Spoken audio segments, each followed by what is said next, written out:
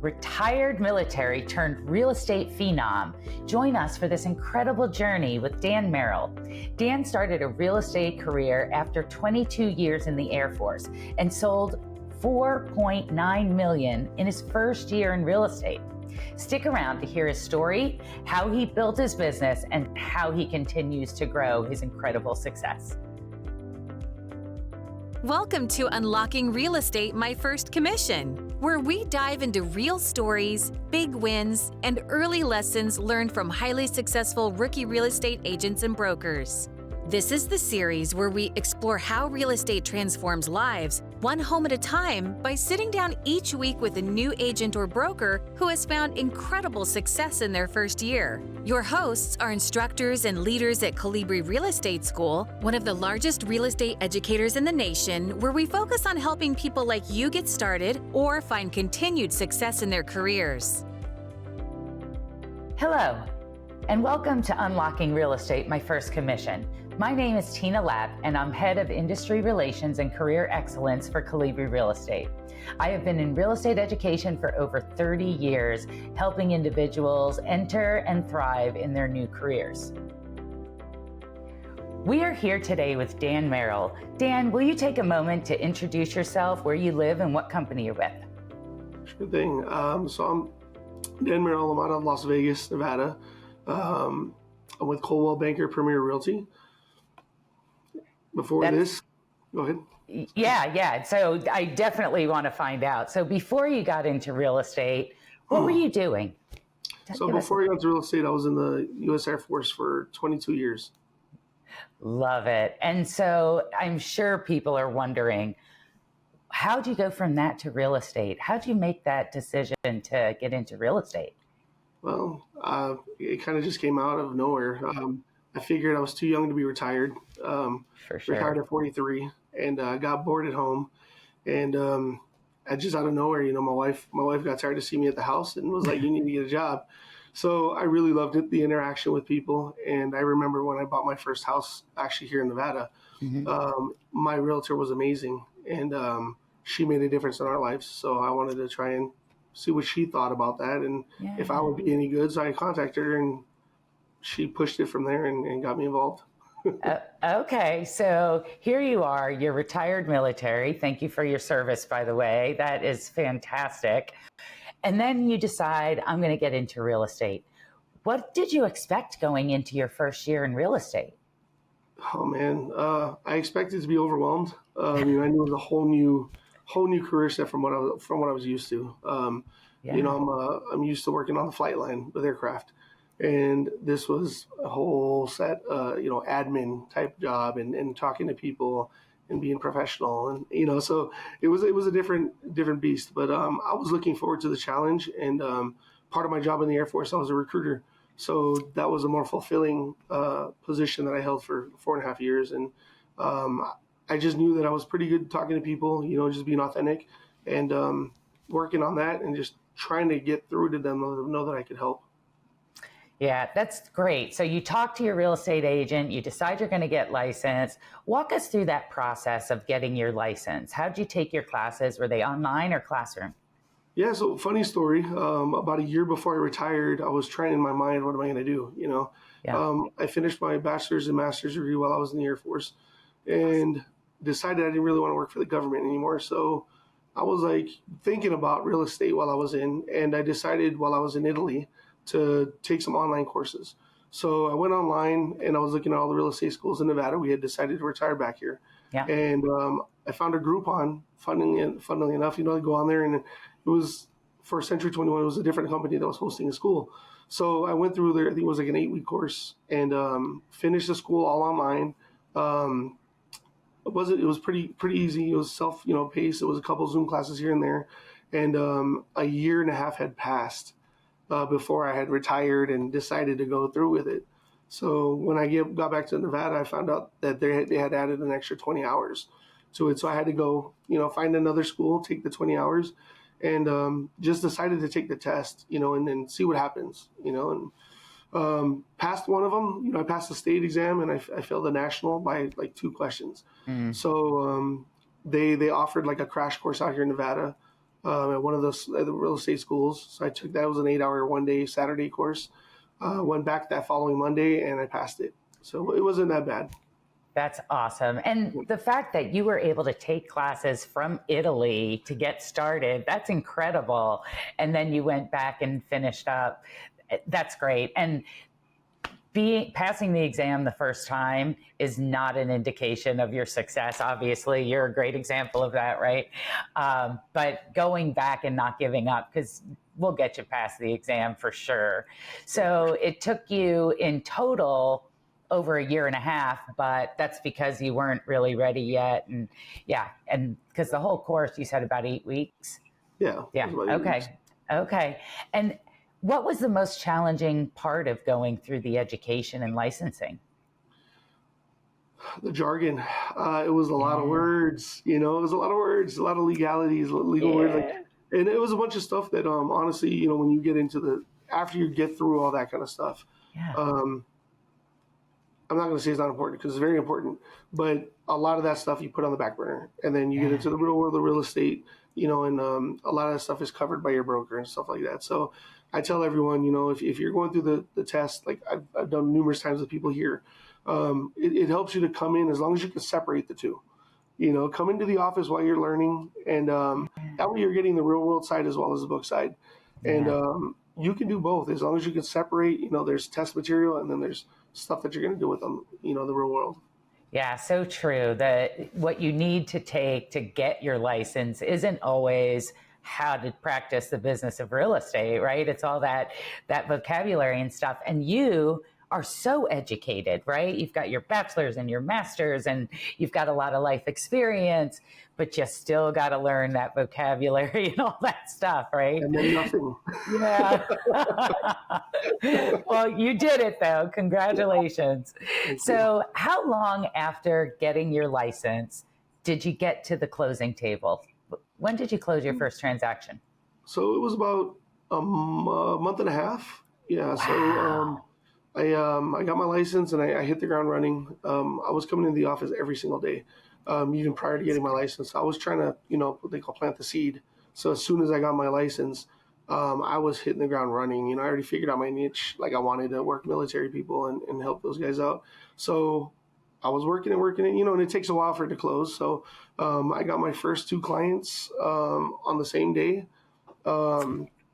And we actually closed on the same day, 35 days later or something. So it was pretty cool. Yeah, congratulations. That is amazing. Is there anything from your military background that you think helped prepare you for a career in real estate? You said it was really different, but there's got to be some, just the rigor and the commitment, things like that, maybe? Absolutely. The discipline, schedule, those are things that I can relate to in a heartbeat. And it doesn't seem very hard to me, but to a lot of new folks coming in, I can see the struggle. And, we're very regimented in the military. We have these schedules we stick to. You wake up early, go to PT, go home, shower, come to work at this time. So I just kind of put that into real estate. And I was always coming to the office at 5:30. Everyone thinks I'm crazy. Office opens at 8 o'clock. People start trickling at 7:30. I was trying to get in there before them to try and get ahead. And I knew I was the new guy, so I have way more to learn than they did. So I was just trying to come in for myself and stick to my schedule and learn as much as I could and divvy out the day to what worked for me. So that discipline and schedule 100% helped me. Yes, that's huge. So how did you learn? Like you went into the office every day. Did you take classes? Did you have a mentor? How did you learn it? Absolutely. So I interviewed a bunch of brokerages when I first started. And I guess I wasn't your typical interviewee. I came to each brokerage with a set of questions and I kind of interviewed them. And, it was like, okay, all these splits and everything, what do you do for me? And a lot of them were like, what? Like, what? So, I was like, what do I get for the split? Like, what are you going to give me? I don't know anything about your world. So what do I get? And the one thing that stood out with Coldwell Banker is education. They decided, they were the ones that were like, hey, we have a set schedule. You need to be here 75% of the time. We give you guys classes Monday through Friday. And for me, that was like perfect. I'm retired, so I'm like, what else am I going to do? So I was there every single day. 8 o'clock in the morning on Mondays, we have early birds where our CEO actually, all 3 campuses that we have in Nevada, he gets on there and gives us a breakdown. He has guest speakers, and we're learning all about what's going on in Nevada and Las Vegas, and always staying on top. Then Tuesdays, we have classes. Our broker, our sales manager, they're constantly teaching contracts, teaching classes. So I stayed on top of that. And then during the times that there weren't classes, I was on YouTube watching all these superstar agents, trying to see what they were doing in other states and trying to, emulate that. That's great. And so you said that you decided that you were going to target military personnel. Talk to me about that. Like, how'd you do that? What was your plan?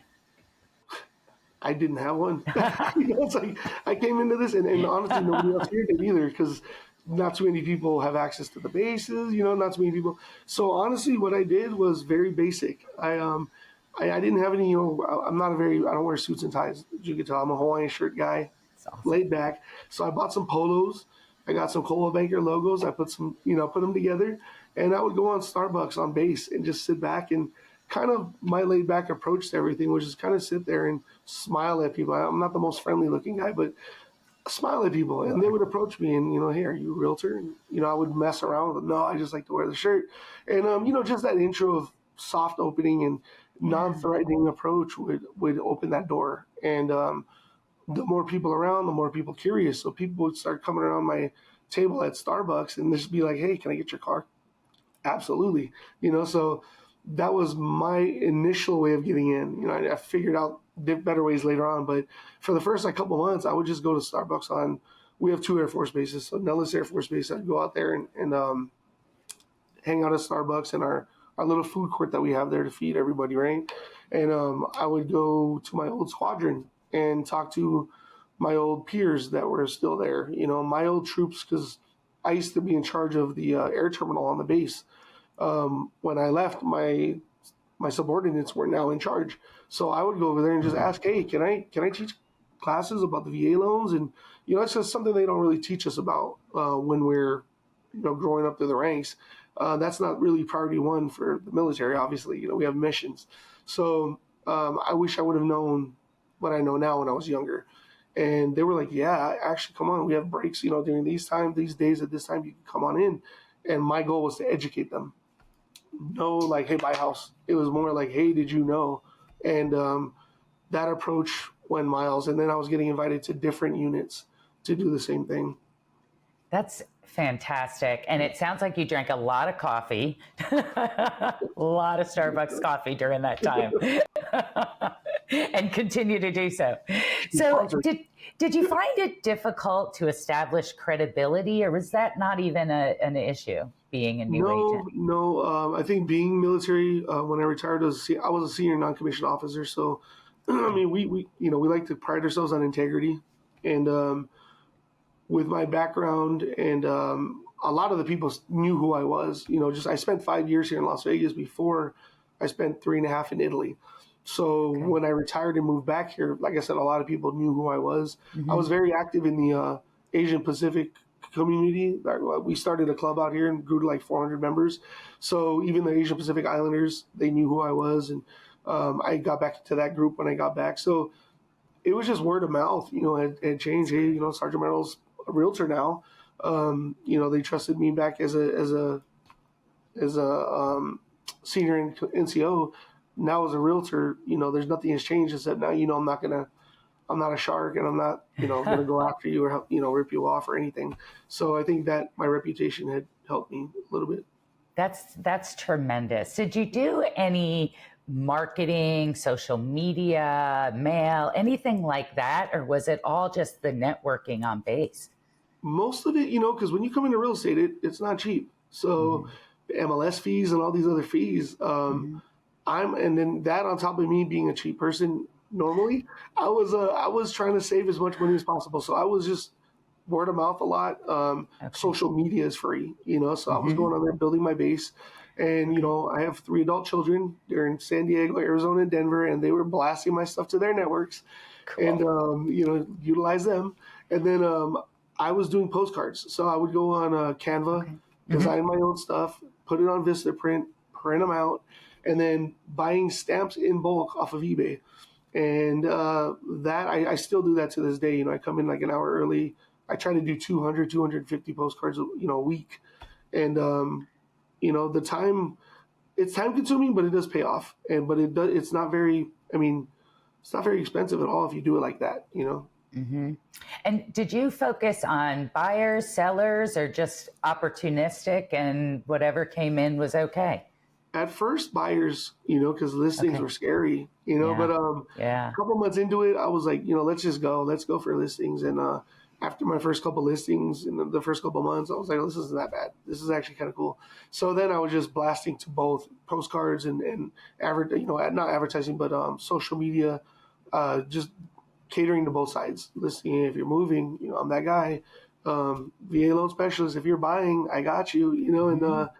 And then my biggest cheerleaders now are my buyers and sellers. When they leave or whatever, they just keep my Google business page. I'm like, hey, how can we repay you? Can you just leave me a review? Leave an honest review, and that is blown up for me exponentially. Like for my client base, people are reaching out to me like, how did you find me? And they're like, oh, we found you on Google. Like, oh, that's awesome. I've only been in business so little, but you've already found me on Google. Like, I appreciate it. That's amazing. That's free. Yeah, that is no better advertising, right, than those testimonials and reviews. That's fantastic. Was there a particular social media platform that performed best for you, or one that you Different like to levels. use? I use so our company, so Coldwell Banker here, we have a really good marketing team that's included. I have to pay for that. So we set it up to where when I post on my Instagram, it automatically flows to my Facebook account and my LinkedIn. Okay. So I don't really have to worry about numerous posts. I just do it to my Instagram, and it flows to the others. So I focus on Instagram a lot, and that's my younger crowd. And Yeah. then my Facebook is where I get the older military members and the families, I would say. So Instagram for the younger 30 and under crowd, and then Facebook for me and my family types. Yeah. So yeah, they both play good different roles, but they're both very productive for me. Yeah. So a lot of in person and a little bit of social media and some great reviews. That's awesome. What were some of your biggest challenges you faced during the first year? What was most difficult for you? So during the first year, the brokerage, right? They're constantly education, and they're all about foundation, as everyone should be, right? Do what works, find out what works for you, and a lot of it is door knocking. A lot of it is going out there and open houses. So for me, the challenge was that. I mean, it's 120 degrees in the summertime here. Yeah. Not something everybody wants to do, but you force yourself. You're supposed to. You got to do what you got to do. Yeah. And I did that. I didn't want to do it, but I did it. Just to kind of see if that was what works for me. And I found after a couple months that was door knocking is not for me. I found out that for me, I can go on base and be more productive at Starbucks and at the food courts and in people's units versus door knocking. For me, the marketing, the postcard marketings were working for me. Open houses, I still do those even now and then.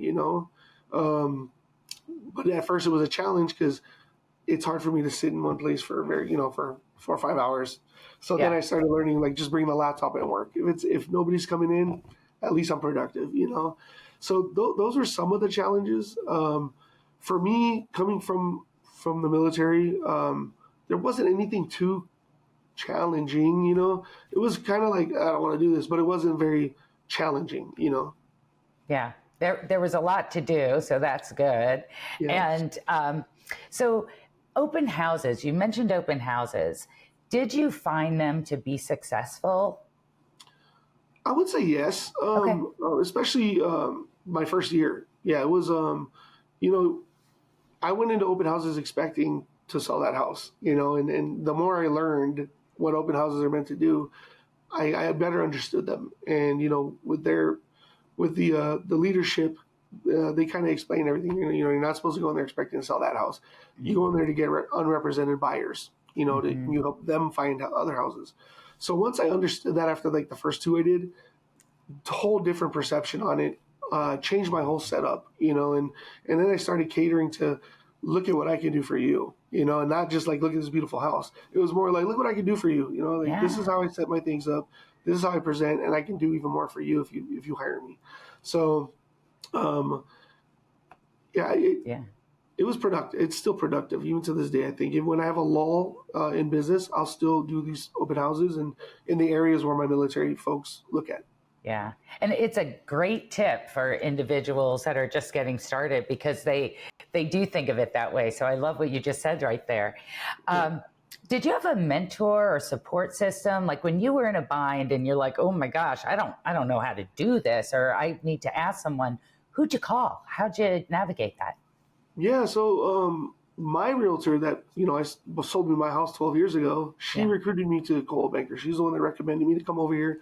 And that's why this was the last stop. I was like, I want to see what else is on the playing field before I come over here. And, so whenever I come in a pinch, she's one of the top agents here. And, I try not to bother her because she's very busy.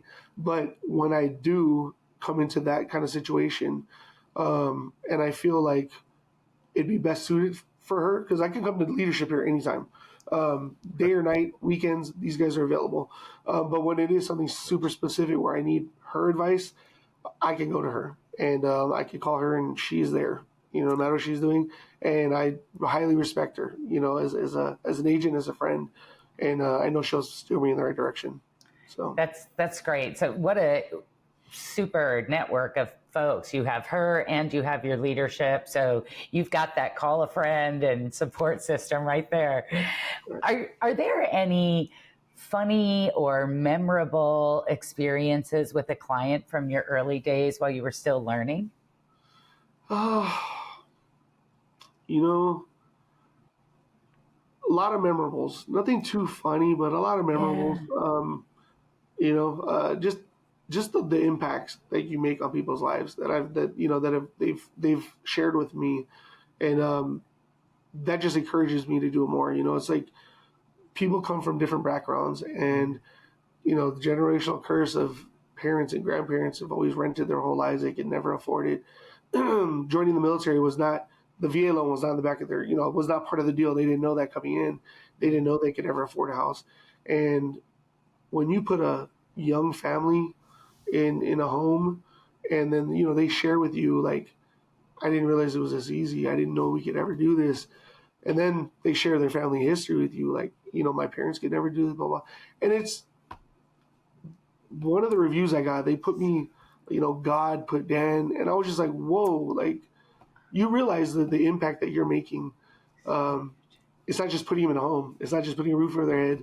It's way deeper than that. And you want to talk about impactful. I mean, that's something that, like, I hold dear to my heart, and what keeps me motivated to keep doing this, Yeah, it gave me the chills right there, Dan. I mean, I hear it a lot, and that's what it's all about. And those are great stories that, keep you going for sure.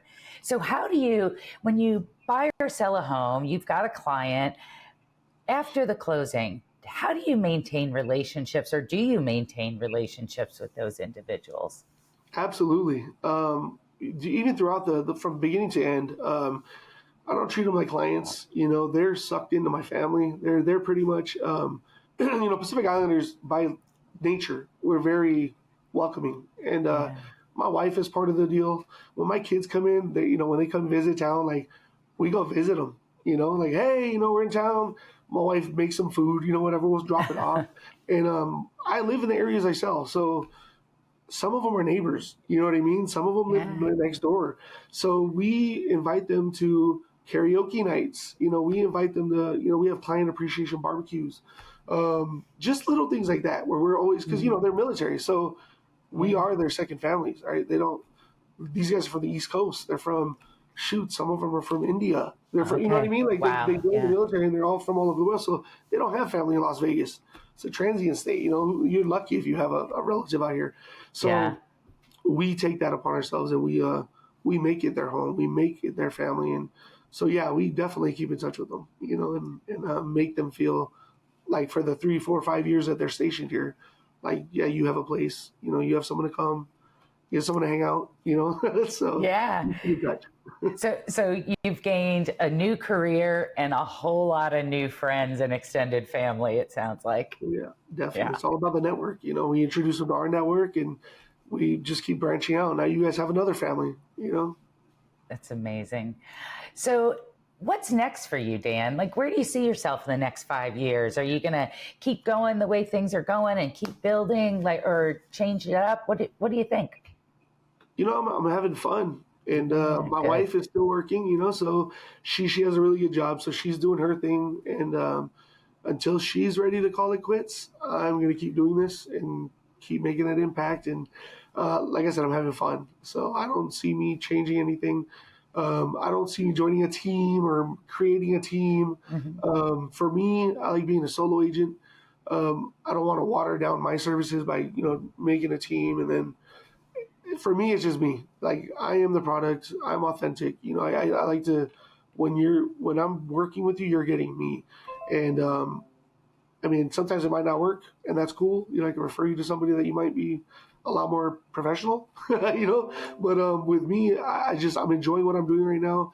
I love the clients that I'm working with, and I see me doing this for at least another 8 years, maybe. Yeah, yeah, and you've got a great support system with your family too. You've got your kids out there promoting you. You've got your wife supporting you and doing cookouts. I mean, it sounds absolutely great. Yes. So, any tips or tricks that you would share with aspiring real estate agents from what you've learned in your early years?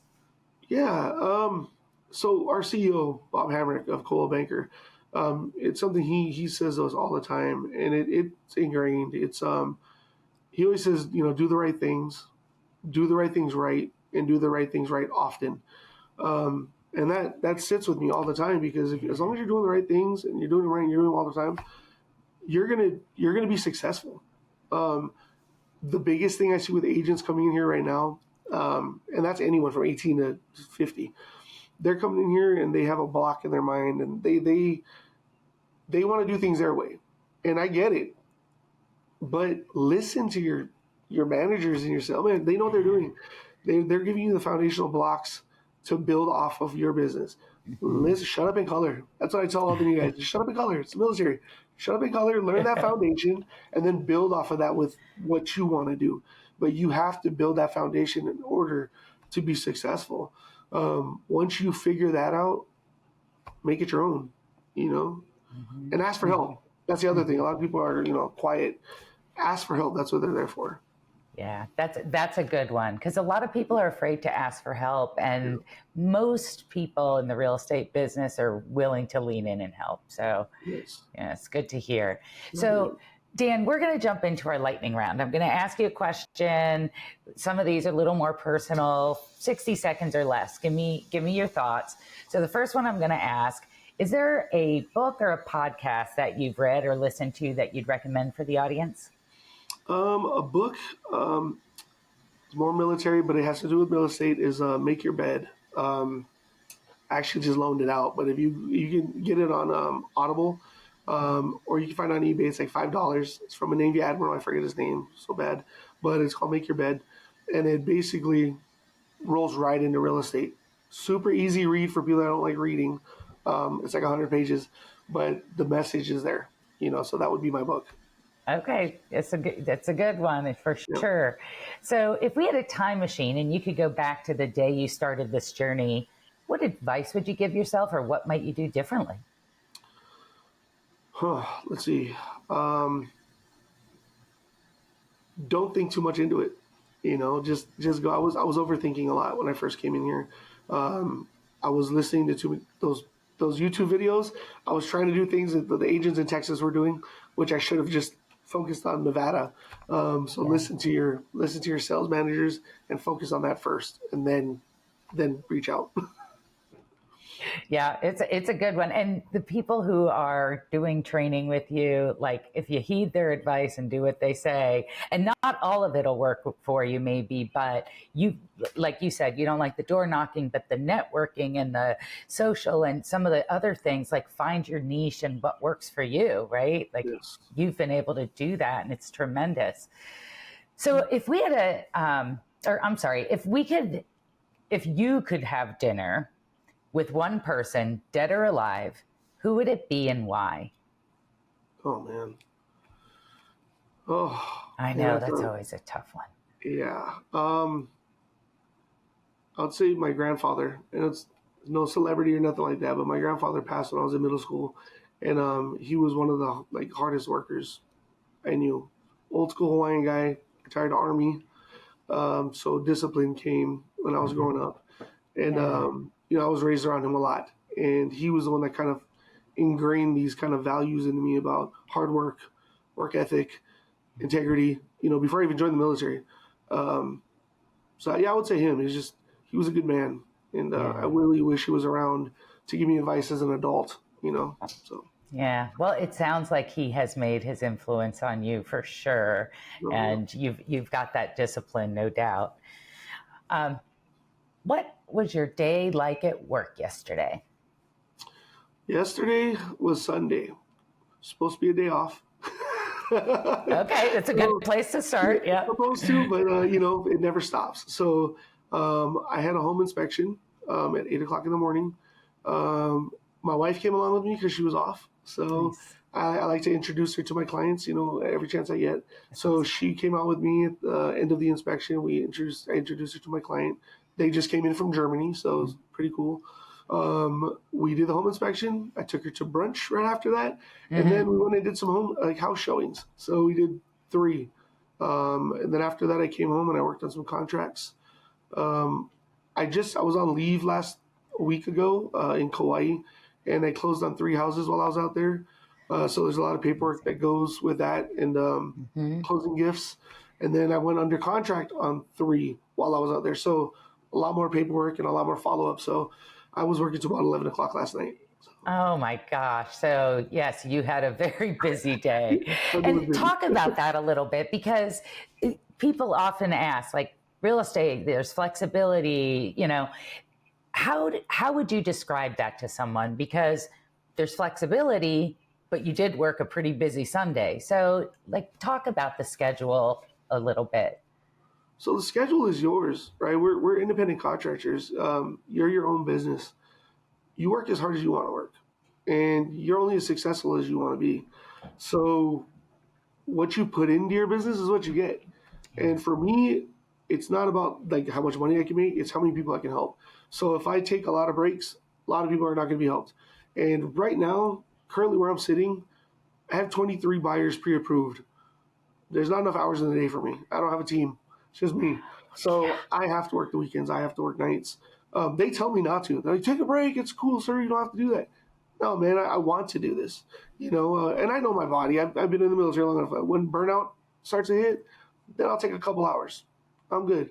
So like, you are what you make of it, right? So like, you have to know your limits. But at the same time, if you're not willing to work, outside the 9 to 5, this might not be for you, Yeah. Yeah. especially in the beginning. Especially at the beginning and understanding that and going in and maybe if you need a Friday afternoon to take a break and Yeah, because you're burnt out you take that but definitely. then you're showing houses on Sunday, so yeah, good That's where that points. schedule comes in. Yeah, yeah.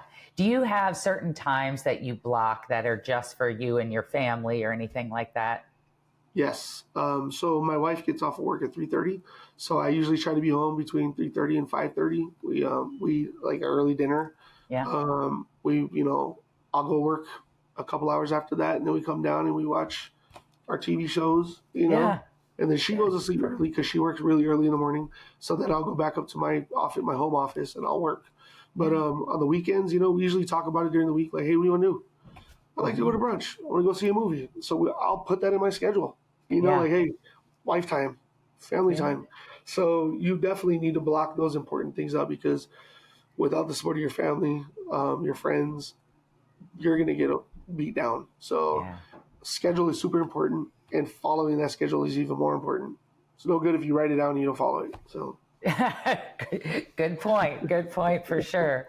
So Dan, if our listeners and viewers want to find you or connect with you, follow your journey, or maybe they're looking for someone to represent them, how can they find you? So my Instagram is, it's just my name, Dan Merrill, Las Vegas Realtor. Super easy. That's also my Facebook. Okay. For anyone that doesn't have Instagram. And then my email address is just dan.merrill@cbvegas, like ColdwellBankerVegas.com. And then my phone number. It's where I mess up with everybody because I don't have a 702, that's Las Vegas. I have an 805 area code, which is California, but it's 805-315-1898. And even for any of the new realtors that are looking for answers, I'd be happy to help. Contact me. I get it. Sometimes you don't want to ask people in your brokerage. Reach out, man. I help other people out here in other brokerages. Like sometimes you just need a different ear to listen. So I'm here. Yeah, without a doubt. Well, Dan, this has been fantastic. I appreciate your time. Your story is a great one. Congratulations on your success. I have no doubt it's going to continue. And thanks for being with us today. Thank you so much for having me. I appreciate it. Thanks for tuning in to Unlocking Real Estate, My First Commission. We hope today's stories and insights inspired you to take that next step in your real estate journey. If you enjoyed this episode, don't forget to like, subscribe, and hit the notification bell so you never miss an episode, or head over to our channel to see some of the other content we've produced. We'd also love to hear from you. Drop a comment below with your biggest takeaway or a question for our next guest. If you have a recommendation for someone we should interview, please send a note to unlockingrealestate@colibrirealestate.com.